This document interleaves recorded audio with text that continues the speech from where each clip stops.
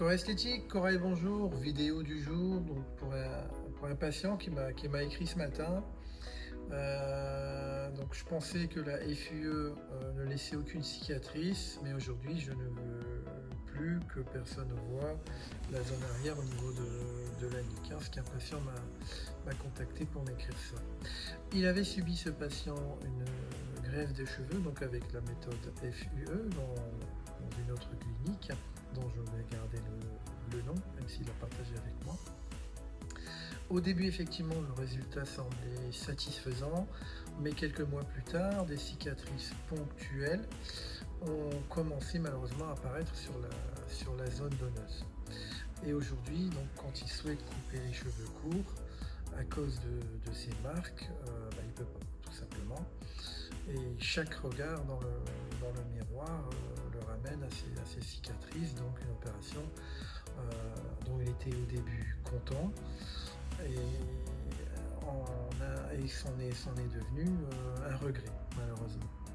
Alors l'erreur la plus répandue, comme je répète souvent dans les vidéos, la FUE, on pense toujours que c'est une technique totalement sans cicatrice, c'est faux.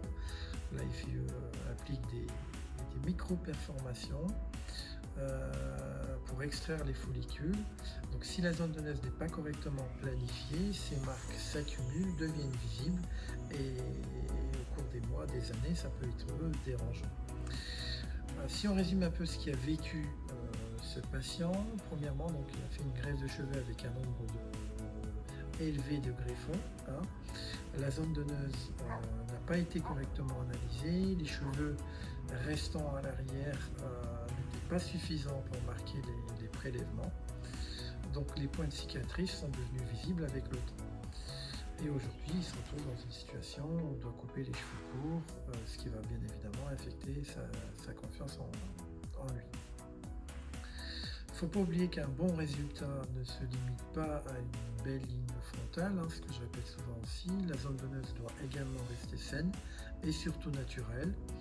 Donc, nous, qu'est-ce qu'on va faire? On va bien évidemment analyser sa zone donneuse. On a prévu donc une correction adaptée.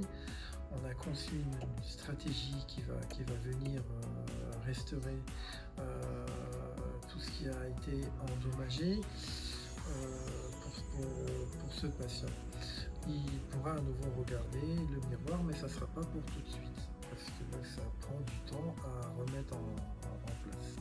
Donc si tu envisages une greffe de cheveux, ne te focalise pas uniquement sur l'apparence, mais sur la planification, car une greffe de cheveux ne concerne pas seulement le devant, mais aussi l'arrière de la tête. Si tu as vécu une expérience similaire, n'hésite pas à nous en parler et qu'on puisse voir avec un médecin spécialisé ce qu'on peut envisager.